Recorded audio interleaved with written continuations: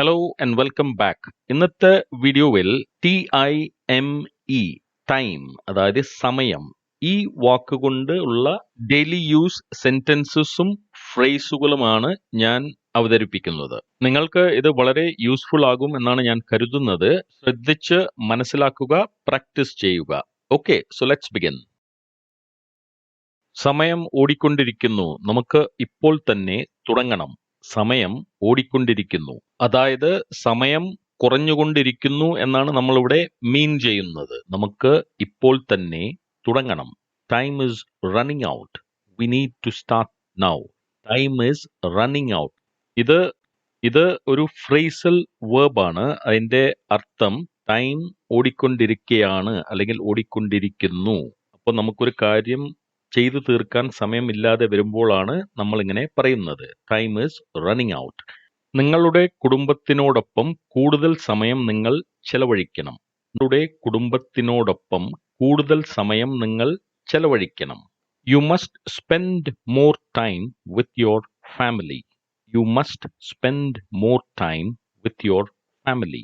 സമയം ചെലവഴിക്കുക എന്നതിനെ സ്പെൻഡിങ് ടൈം അല്ലെങ്കിൽ സ്പെൻഡ് ടൈം എന്നാണ് പറയുക. അപ്പോൾ കൂടുതൽ സമയം ചെലവഴിക്കുക എന്ന് പറഞ്ഞാൽ സ്പെൻഡ് മോർ ടൈം, നിങ്ങളുടെ കുടുംബവുമൊത്ത്, with your family. So you must spend more time with your family. നമ്മൾ ആസ്വദിച്ച് ഒരു കാര്യം ചെയ്യുകയാണെങ്കിൽ സമയം പോകുന്നതറിയില്ല. നമ്മൾ ആസ്വദിച്ച് ഒരു കാര്യം ചെയ്യുകയാണെങ്കിൽ സമയം പോകുന്നതറിയില്ല. If we do something with enjoyment we won't know time passing by. ഇവിടെ നമ്മൾ ടൈം പാസിംഗ് ബൈ എന്ന് പറഞ്ഞാൽ സമയം കടന്നു പോകും. V won't no. വോണ്ട് എന്ന് പറഞ്ഞാൽ വിൽ നോട്ട് എന്നതിന്റെ ഷോർട്ട് ഫോം ആണ്. So we will not know, നമുക്ക് അറിയില്ല അല്ലെങ്കിൽ അറിയത്തില്ല ടൈം പാസിംഗ് ബൈ ഇഫ് അല്ലെങ്കിൽ when we do something with enjoyment. അപ്പൊ ഇവിടെ നമ്മൾ ഉപയോഗിച്ചിരിക്കുന്ന എക്സ്പ്രഷൻ ശ്രദ്ധിക്കുക. Time passing by. നേരത്തെ ആദ്യത്തെ സെന്റൻസിൽ പറഞ്ഞത് ടൈം റണ്ണിങ് ഔട്ട്. അപ്പോൾ ഈ വേരിയേഷൻസ് ശ്രദ്ധിച്ച് മനസ്സിലാക്കുക.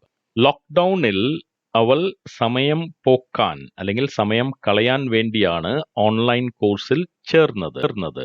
ലോക്ക്ഡൌണിൽ അവൾ സമയം കളയാൻ വേണ്ടിയാണ് ഓൺലൈൻ കോഴ്സിൽ ചേർന്നത്.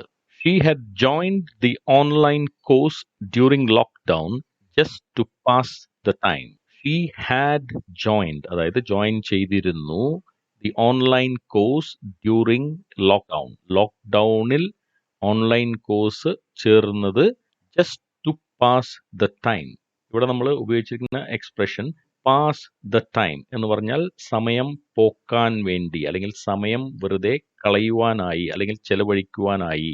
പക്ഷേ സമയം പോകെ ആ വിഷയത്തിൽ അവളുടെ താല്പര്യം വളർന്നുകൊണ്ടിരുന്നു.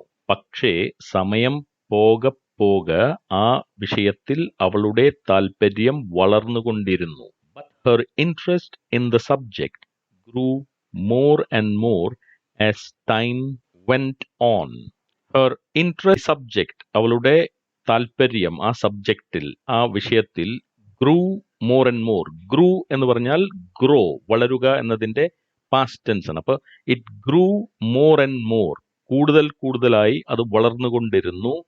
As time went on. As time went on. അപ്പൊ ഇവിടെ വേറൊരു ടൈം എക്സ്പ്രഷൻ ആണ്. ടൈം വെന്റ് ഓൺ, സമയം പോയിക്കൊണ്ടിരിക്കുന്തോറും അവളുടെ താല്പര്യം വർദ്ധിച്ചു വന്നു എന്നാണ് നമ്മളിവിടെ പറഞ്ഞു വരുന്നത്. ഞാനിവിടെ പറയുന്ന ഈ ടൈം എക്സ്പ്രഷൻസ് നിങ്ങൾക്ക് കോണ്ടെക്സ്റ്റ് അനുസരിച്ച് അങ്ങോട്ടും ഇങ്ങോട്ടും മാറ്റാവുന്നതാണ്. അപ്പൊ ഇവിടെ നമ്മൾ grew more as time went on, അതിന് പകരമായി നിങ്ങൾക്ക് വേണമെങ്കിൽ പറയാം ആസ് ടൈം പാസ്ഡ് ബൈ, അങ്ങനെയും പറയാം. സോ അർത്ഥം സെയിം ആണ്. അവർ തമ്മിലുള്ള ശത്രുത കാലക്രമേണ ഇല്ലാതായി. അവർ തമ്മിലുള്ള ശത്രുത കാലക്രമേണ ഇല്ലാതായി. The enmity between them slowly faded out over time. The enmity between them slowly faded out over time. ശത്രുത എന്നതിനാണ് നമ്മൾ enmity എന്ന വാക്ക് ഇവിടെ ഉപയോഗിച്ചിരിക്കുന്നത്. ENMITY. enmity. അപ്പൊ അതിന്റെ സ്പെല്ലിങ്ങും പ്രൊനൗൺസിയേഷനും ശ്രദ്ധിക്കുക. The enmity between them slowly faded out. Fade ചെയ്യുക എന്ന് പറഞ്ഞാൽ മങ്ങൽ ഏൽപ്പിക്കുക അല്ലെങ്കിൽ മങ്ങിപ്പോകുക.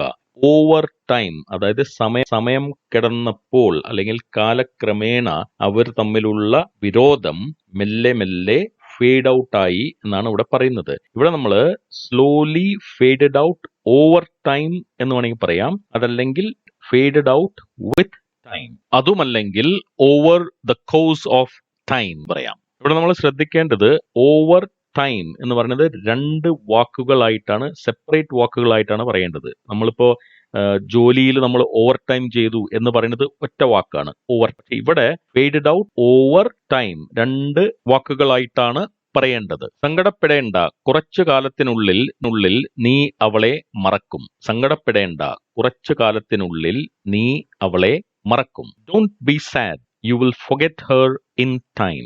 Don't be sad. സാഡ് എന്ന് പറഞ്ഞാൽ സങ്കടം. ഡോണ്ട് ബി സാഡ്, സങ്കടപ്പെടാതെ ഇരിക്കുക അല്ലെങ്കിൽ സങ്കടപ്പെടേണ്ട. You will forget her in time. ഇവിടെ നമ്മൾ ഉപയോഗിച്ച എക്സ്പ്രഷൻ ശ്രദ്ധിക്കുക. You will forget her in time. ഇവിടെ ഇൻ ടൈം എന്ന് പറഞ്ഞാൽ കുറച്ച് കഴിയുമ്പോൾ, കുറച്ചു കാലം കഴിയുമ്പോൾ. ഇതിന് പകരം നമുക്ക് വളരെ സിമ്പിൾ ആയിട്ട് പറയാം, after some time. You will forget her after some time. So after some ടൈമും ഇൻ ടൈം എന്ന് പറയുന്നതും രണ്ടിന്റെയും മീനിങ് ഒന്നാണ്. ഈ റിപ്പോർട്ട് തയ്യാറാക്കാൻ നീ കുറെ കൂടെ സമയം എടുക്കണമായിരുന്നു. ഈ റിപ്പോർട്ട് തയ്യാറാക്കുവാൻ നീ കുറെ കൂടി സമയം എടുക്കണമായിരുന്നു. You should have taken more time with this report. You should have taken more time this report. Taken time എന്ന് വെച്ചാൽ കൂടുതൽ സമയം എടുക്കണമായിരുന്നു. അപ്പോൾ ഈ റിപ്പോർട്ട് ചെയ്യാൻ വേണ്ടി കൂടുതൽ സമയം എടുത്തിരുന്നെങ്കിൽ കുറെ കൂടെ അത് നന്നാവുമായിരുന്നു എന്നാണ് നമ്മൾ ഇവിടെ പറയാൻ ഉദ്ദേശിക്കുന്നത്. You should have taken more time with this report. ഇവിടെ taken more time with this report എന്നതിന് പകരം you should have spend more time with this report അങ്ങനെയും പറയാം. അതായത് കൂടുതൽ സമയം ചെലവഴിക്കണമായിരുന്നു. അപ്പോൾ സ്പെൻഡ് ടൈം എന്ന് പറയാം, അല്ലെങ്കിൽ ടേക്ക് മോർ ടൈം അങ്ങനെയും പറയാം. നമ്മൾ ട്രെയിനിൽ പോകുകയാണെങ്കിൽ കൂടുതൽ സമയം ലാഭിക്കാമായിരുന്നു. നമ്മൾ ട്രെയിനിൽ പോകുകയാണെങ്കിൽ കൂടുതൽ സമയം ലാഭിക്കാമായിരുന്നു. We would save more time if we went by train. We would save more time if we went by train. ട്രെയിനിൽ പോകുകയാണെങ്കിൽ കൂടുതൽ സമയം, മോർ ടൈം, സേവ് ചെയ്യാൻ പറ്റും, ലാഭിക്കാൻ പറ്റും എന്നാണ് പറയുന്നത്. ഞാൻ അവിടെ കുറച്ചു കാലമേ ജോലി ചെയ്തുള്ളൂ. I only worked there for a short period of time. I only worked there for a short period of time. Short period of time എന്ന് പറഞ്ഞാൽ കുറച്ച് കാലം. വർക്ക് ചെയ്തു എന്നതിനെയാണ് നമ്മൾ വർക്ക്ഡ് എന്ന് പറയുന്നത്. ഇവിടെ നമ്മൾ പ്രൊനൗൺസിയേഷൻ ശ്രദ്ധിക്കണം.